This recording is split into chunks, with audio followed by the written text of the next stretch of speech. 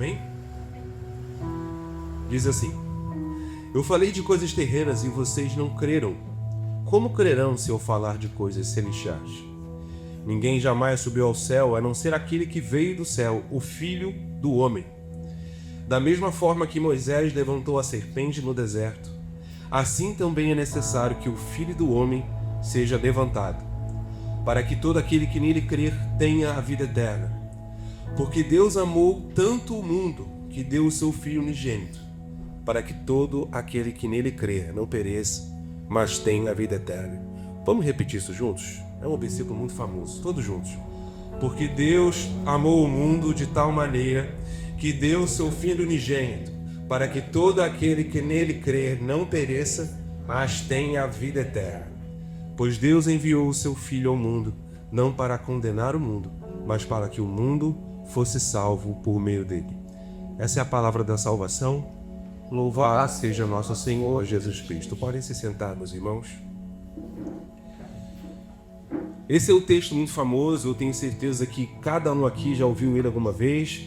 Ele está em camisetas, está em outdoor, está tatuado, né? O pessoal gosta bastante desse texto bíblico. E esse texto bíblico, muitas das vezes, a gente o lê e não se aprofunda de fato com aquilo que o Evangelho tem a nos apresentar a respeito dessa palavra. Porque se o amor de Deus fosse simplesmente uma força boa, um sentimento, um carinho geral pela humanidade, entregar o seu único filho, como diz o texto, não seria possível. O amor de Deus por cada um de nós nesse texto se mostra de forma muito radical. Mas o que está acontecendo em João capítulo 3? João capítulo 3, qual é a verdade? Eu tinha esquecido desse detalhe de pegar a porta, lembrar. Deixa eu botar o microfone aqui, gente.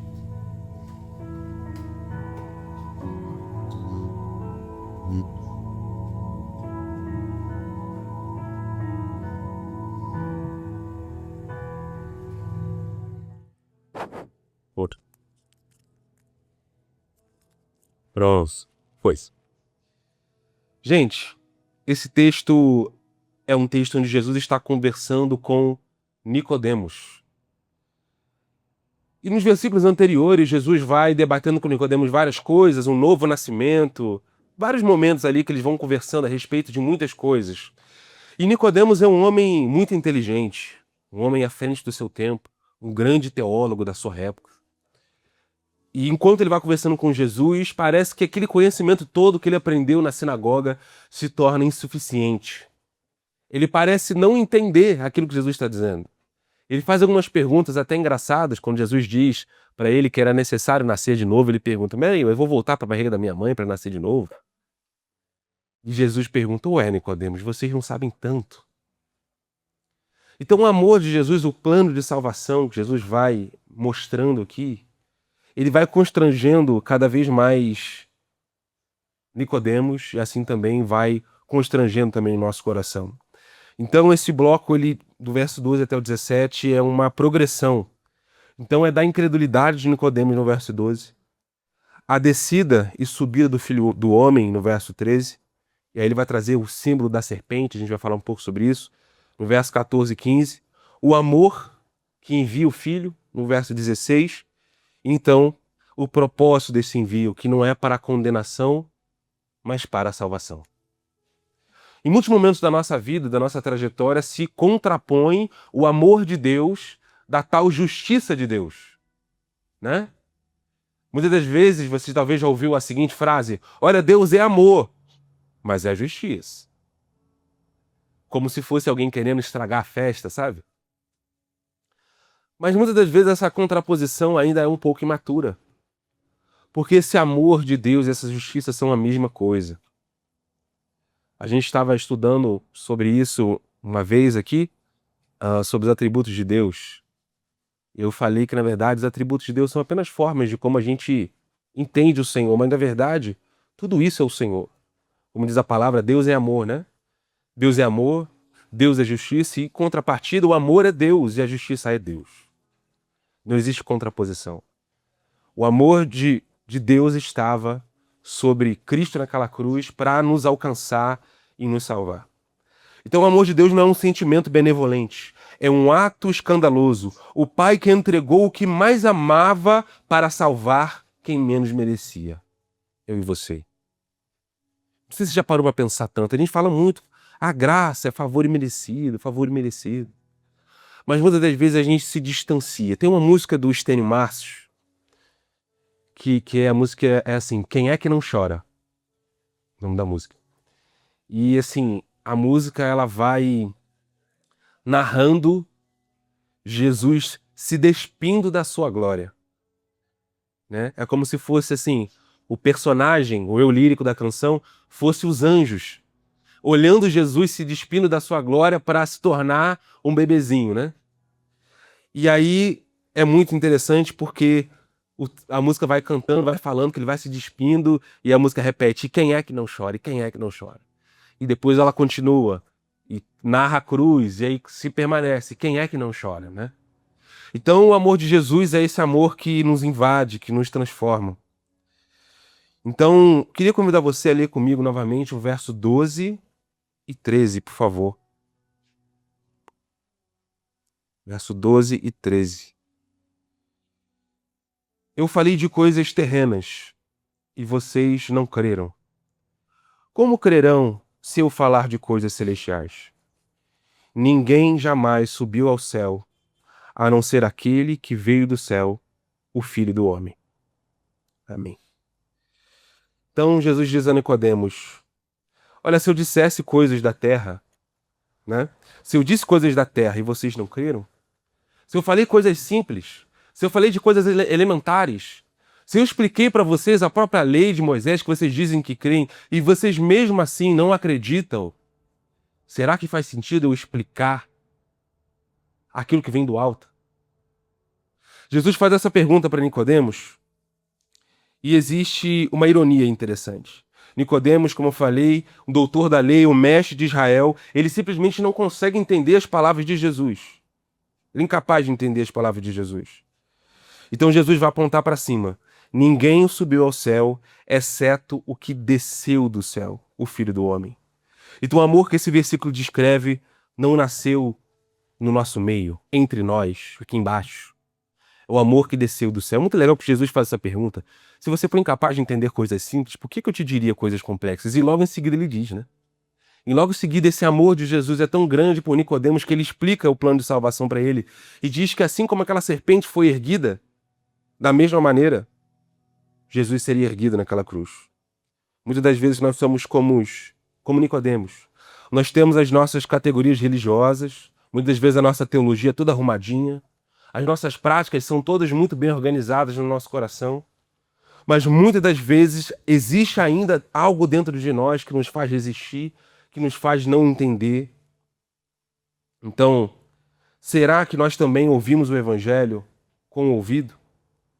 Mas muitas das vezes nós não deixamos que ele desça do nosso ouvido para o nosso coração. Muitas das vezes nós entendemos o que é o correto do Evangelho e a gente não consegue viver esse correto do Evangelho. A gente não consegue trazer ele para a nossa prática diária. Muitas vezes da nossa vida, da nossa trajetória. Então, será que isso acontece às vezes com você? Momentos onde a gente se pergunta e entramos em crise e perguntamos ao Senhor, o que está acontecendo na minha vida, na minha trajetória? Por que eu sei sobre a Tua palavra e muitas das vezes eu duvido, muitas das vezes eu sou incrédulo? Mas a palavra de Deus vai dizendo que, o texto vai dizer que ninguém subiu ao céu, exceto o que desceu do céu. Ou seja, não há como a gente chegar a Deus por esforço próprio. Não existe como chegar a Deus por inteligência própria, por religiosidade própria. Como se ele estivesse falando para Nicodemos, Nicodemos, o que você sabe não é suficiente. O seu conhecimento não é suficiente. Eu sou suficiente. Você precisa se despir daquilo tudo que você sabe para você entender o que eu quero te explicar. Porque muitas das vezes as nossas crenças, elas atrapalham o evangelho de Jesus no nosso coração. Muitas das vezes as coisas que a gente acredita, elas tornam mais difícil a compreensão da palavra de Deus para nós. Então, A iniciativa é inteiramente de cima. O amor de Deus não foi provocado por algo bonito no nosso coração. Ele desceu porque lá embaixo havia gente que não podia subir. Então esse evangelho toca cada um de nós aqui. Cada um de nós foi chamado a ter um relacionamento mais profundo com Jesus, e não é porque nós conhecemos mais ou conhecemos menos, não é porque nós temos uma experiência com Deus X ou Y, mas Deus desceu, Deus amou o mundo, amou a humanidade. Queria convidar você a ler comigo verso 14 e 15. Diz assim, vou beber a aguinha aqui. Diz assim: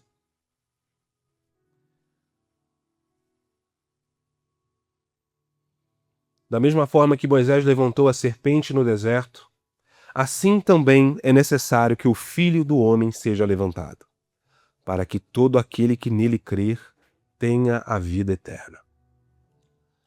O que é essa serpente? Essa serpente ela vai aparecer ali no Antigo Testamento e ela tem um significado bem interessante, precisamente em Números 21. O povo havia desobedecido a Deus, estava andando contra a vontade de Deus no deserto. Então, depois de muita maldade, Deus envia algumas serpentes. E essas serpentes vão picando e as pessoas vão morrendo.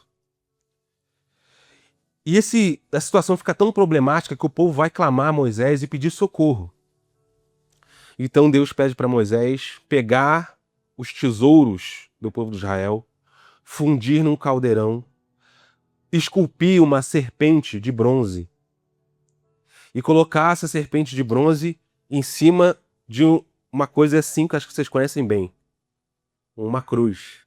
Olha que interessante. E colocasse ali para que todo mundo que visse aquela serpente pudesse ser curado do veneno da serpente. O que ele está dizendo é o seguinte: o sinal de Moisés é o sinal da morte, a serpente, aquilo que envenenou. Esse sinal de morte seria o sinal da salvação. Então, quando Jesus subiu naquela cruz, quando ele foi erguido, crucificado, torturado por nós, colocado naquele madeiro, o símbolo daquela morte, a morte do próprio Deus seria para nós a vida eterna. Então, o que Jesus estava explicando para Nicodemos é o seguinte: a gente estava falando muito aqui, né, sobre o que a gente conversou hoje ali no tempo que a gente teve, que existem coisas que a gente só consegue perceber depois. E isso era um dos casos, esse era um dos exemplos. Só que você conseguia se perceber depois. Então, Jesus chega para Nicodemos e explica o que estava acontecendo. Então, Nicodemos, ele talvez comece a entender, peraí, talvez esse Messias ele estava, de alguma forma, como eu posso dizer, na contramão do que eu espero, do que eu imagino. Indo contra o que eu imaginava ou espero. Isso significa o seguinte: a cruz é ofensiva para nós. A cruz sempre foi. Então, ninguém monta um instrumento de tortura como símbolo de amor voluntariamente, a menos que o amor seja muito maior do que a dor. O amor de Jesus por cada um de nós era tão grande, mas tão grande, tão enorme, que ele poderia superar o sofrimento necessário para nos resgatar. Então, o preço pago pela sua vida, pela minha vida, um preço pago de sangue. Jesus pagou com todo o amor do mundo. Em nenhum momento ele duvidou de fazer aquilo. Ele desejou que aquele sinal de morte, que aquele sinal de sofrimento fosse para nós sinal de salvação, sinal de reconciliação. Os israelitas, eles não tinham que ser bons para olhar para a serpente. E nem você precisa. Deus não está esperando de você uma performance. Ele quer que você olhe para a cruz. E quando você olhar para a cruz, o veneno que corre nas nossas veias, nas minhas e nas suas veias, vai começar a ser dissipado. Vai começar a ser regenerado. O que ele está basicamente dizendo é: a regeneração não vem pelo cumprimento da lei, a regeneração vem pela inauguração da graça, pelo surgimento da graça. Então a única condição é reconhecer que o veneno já estava dentro deles e, portanto, eles precisavam ir para a cruz. Cristo foi levantado numa cruz não como um exemplo de coragem heróica, mas como também um tipo de substituição para nós. Então eu queria dizer para você, você não precisa viver uma vida de performance para chegar diante de Deus. É óbvio que uma vez que chegamos diante de Deus e somos curados desse veneno, nós iremos procurar transformação. Mas essa transformação vem depois de olharmos para esse Cristo crucificado e sermos curados do veneno do nosso coração. O único gesto exigido em Números 21, mas também hoje, é olhar. É reconhecer a necessidade que você tem de Deus. É confiar naquele que foi levantado por cada um de nós. Aprenda a olhar. É isso que Jesus está falando com Nicodemos. Nicodemos, você está acostumado a pensar, Nicodemos. Você pensa demais. Esse é o problema de vocês, fariseus.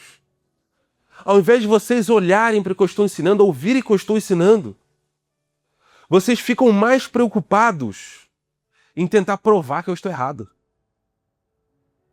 Muitas das vezes a gente vive essa experiência.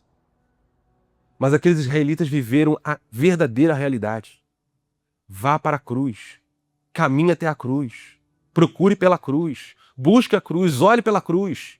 Caminhe até a cruz. Carregue a sua cruz. Mas não simplesmente ache que é pelo seu desempenho. Não é pelo seu desempenho. Eu queria convidar você a ler comigo novamente o verso 16. Porque Deus tanto amou o mundo que deu o seu Filho unigênito, para que todo aquele que nele crê não pereça, mas tenha a vida eterna. Primeira coisa aqui desse texto, Deus amou. Deus é o sujeito, Deus é o protagonista desse amor. Ele amou. Ou seja, a iniciativa é inteiramente de Deus. Não foi Gabriel amou o mundo ou Guilherme amou o mundo. Não foi Deus amou o mundo depois que ele viu que o mundo merecia. Não, o texto sequer parte do pressuposto de que esse mundo merece amor. Na verdade, a palavra mundo nas escrituras muitas das vezes significa maldade. Na verdade, começa dizendo que Deus amou. E aí então ele segue. Deus amou quem? Deus amou o mundo.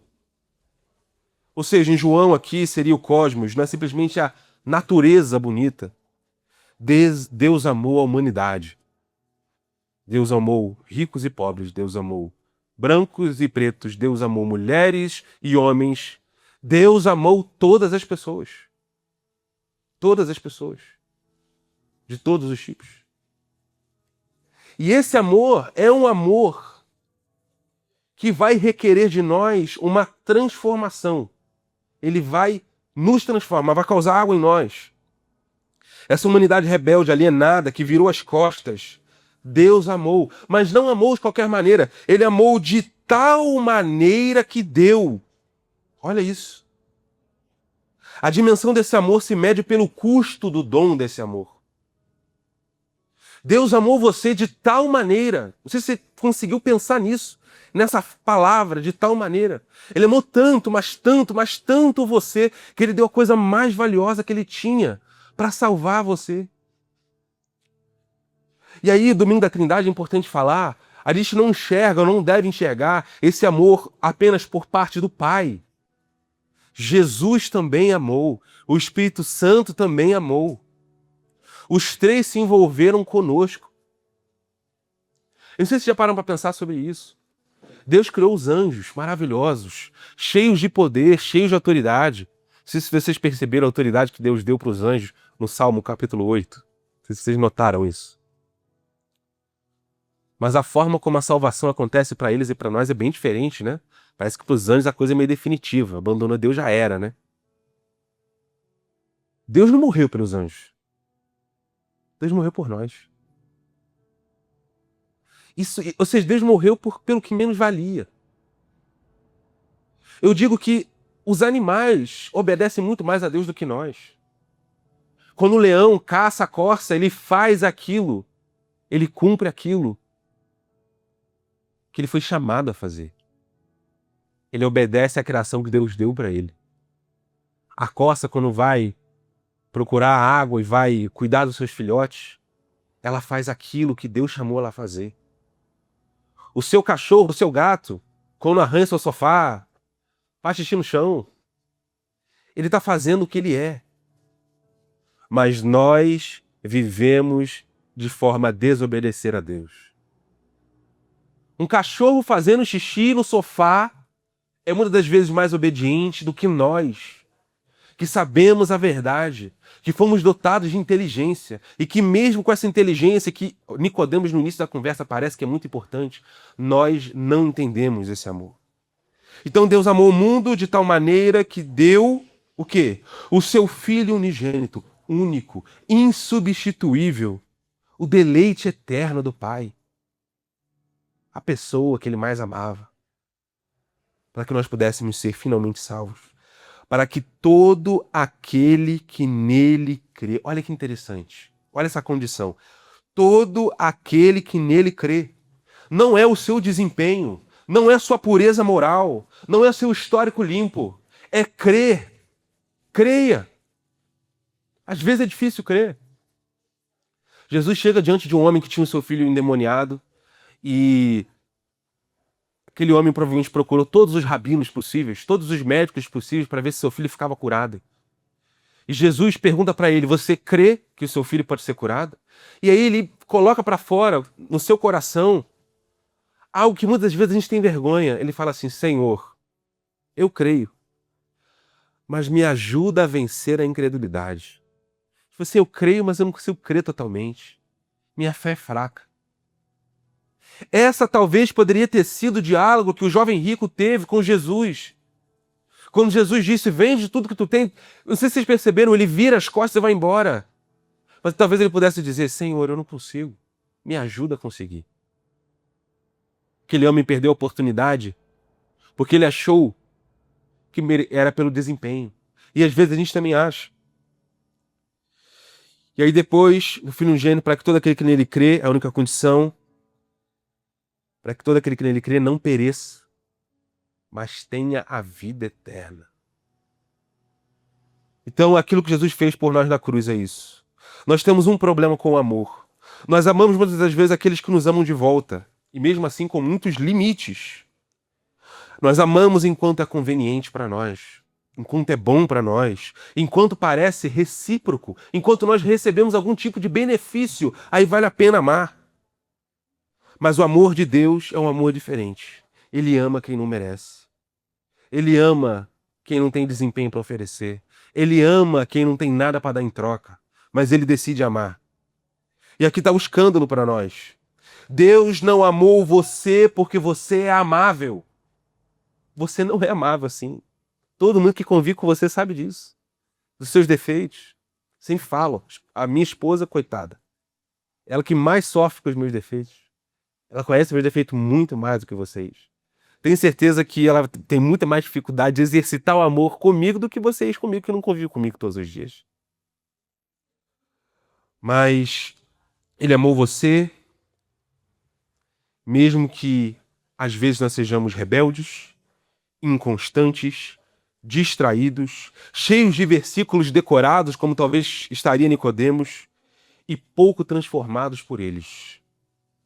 A prova desse amor não está num verso bonitinho, numa camiseta que a gente coloca, Deus amou o mundo, bonitinho. Está num homem pendurado entre dois criminosos, num monte fora da cidade, gritando que foi abandonado. A cruz não foi a causa do amor de Deus por você. E esse talvez é um dos problemas de algumas teologias. Deus não amou você depois da cruz. Deus amou você antes. A cruz é a consequência do amor de Deus por você. Deus não amou você depois quando você estava tudo limpo. Não, eu vou amar eles só depois. Primeiro eu vou enviar meu filho, aí ele vai perdoar eles, e aí eu vou amá-los. Não, Deus amou antes e enviou o filho para que pudesse nós participarmos desse amor. Porque não bastaria Deus apenas amar. Bastaria Deus nos transformar para que nós pudéssemos ter um coração que quisesse a presença dele. Um coração transformado. Um coração não mais dominado pelo pecado.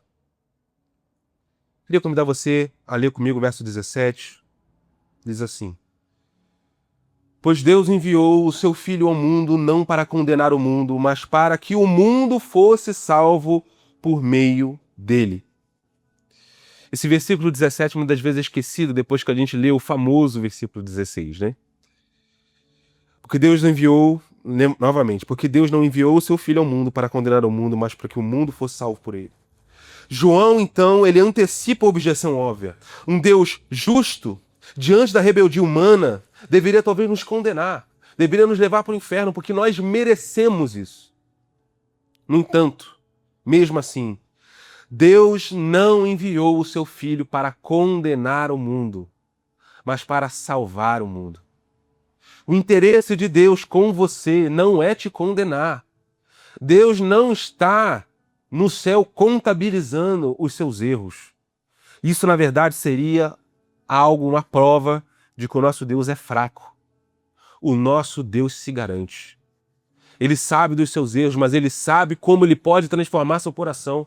Ele sabe das suas falhas, mas ele sabe como você pode ser transformado e mudar.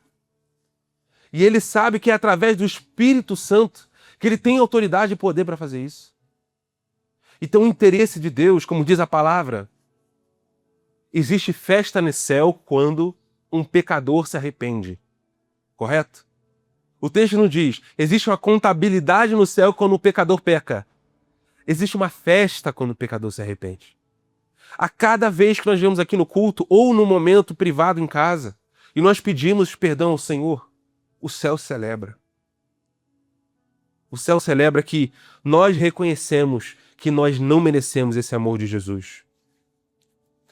O texto sim vai dizer que a condenação existe, mas que Jesus não veio nesse mundo para nos condenar. O propósito foi salvação. A gente vai carregando essa imagem de Deus, que Deus é um velho de barba sentado numa nuvem com um raio pronto para jogar na minha cabeça. Eu não sei se você tinha medo, eu tinha quando eu era criança, que Jesus ia voltar e me deixar, né? Mas se eu falar um palavrão na hora e Jesus voltar assim, um segundo depois, eu vou ficar? Né? Acho que todo mundo já pensou isso, né? E isso é uma coisa torturante, né? A gente não para refletir se é salvação pelas obras. Ou seja, vivo em Deus, vivo no Evangelho, cometi um erro, Jesus voltou, já era. Então, o perdão de Jesus não vale muita coisa, porque ele pode ser quebrado facilmente por nós. Obviamente, o outro extremo também é complicado. Jesus morreu por mim, então está tudo garantido, vou viver da forma que eu quiser e vai dar tudo certo. Não, vai dar tudo errado, na verdade. A salvação nos transforma. Quando a Bíblia vai nos dizer, no mesmo Evangelho de João, que não é possível que Jesus perca, Jesus tenha, como posso dizer, possa perder suas ovelhas, dizendo que uma vez salvo, uma vez resgatado, nós somos para sempre salvos, é para a gente não ir para os dois extremos. É para a gente confiar que nós temos um bom pastor. Esse bom pastor que quando a ovelha sai, o que ele vai fazer?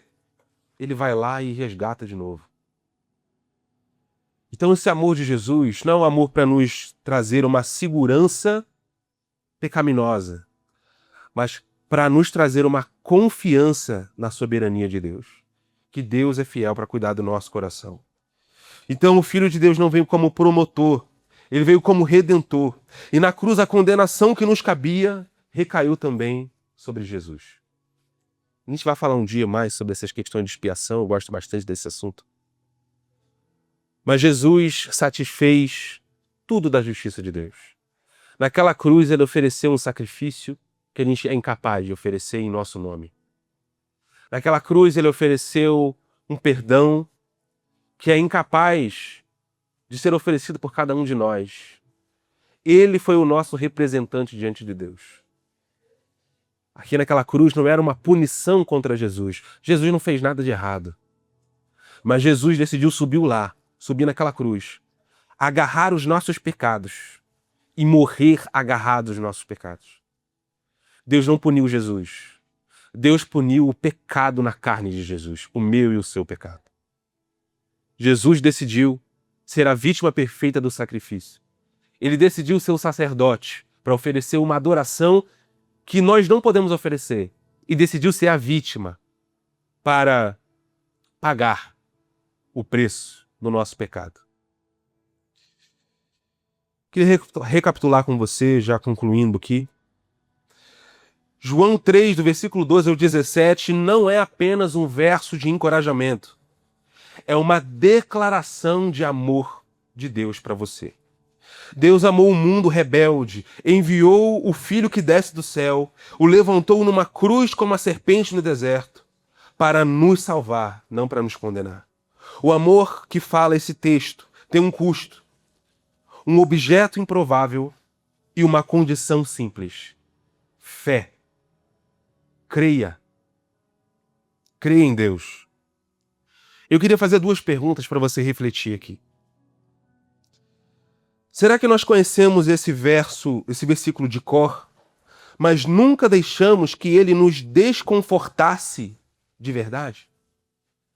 Será que esse versículo é apenas algo que a gente coloca numa camisa, mas não é algo que às vezes a gente reflete para o nosso coração e entende o peso desse amor de Jesus? Será que nós ainda vivemos como Nicodemos, de noite, escondidos, achando que Deus nos toleraria se nós fôssemos perfeitos, com performance maravilhosa? Jesus tem algo muito mais impressionante para você. Então essa semana, toda vez que a culpa bater no seu coração, seja por uma falha no seu trabalho, pela briga em casa, por uma oração que não saiu, por uma falha moral, lembre-se, a condenação já foi absorvida por outra pessoa. E essa pessoa é Jesus. Você não tem que se esconder de Jesus. Se você não confiou em Cristo, a única condição aqui é fé. Não é uma lista de coisas que você precisa arrumar antes. Busque a cruz, olhe para a cruz. Encontre a cruz, seja transformado pela cruz. Que nós possamos ser uma comunidade que se importa em ajudar uns aos outros a vencer os seus próprios pecados e falhas. Eu não sou perfeito. Eu espero que nunca vocês me vejam assim. Eu nunca serei o pastor popstar, que é perfeito e bom em tudo. Eu sou muito ruim em muitas coisas. Até no ministério tem coisas que eu não sou bom. Mas eu não sou o salvador de vocês. Jesus é o salvador de vocês. Que nós possamos entender que nós somos chamados a viver uma vida cristã que apoia um ao outro. Como diz o apóstolo Paulo, suportai-vos uns aos outros em amor. Que nós possamos amar. E que amando nós possamos não se preocupar em julgar o próximo. O julgamento não ajuda em nada.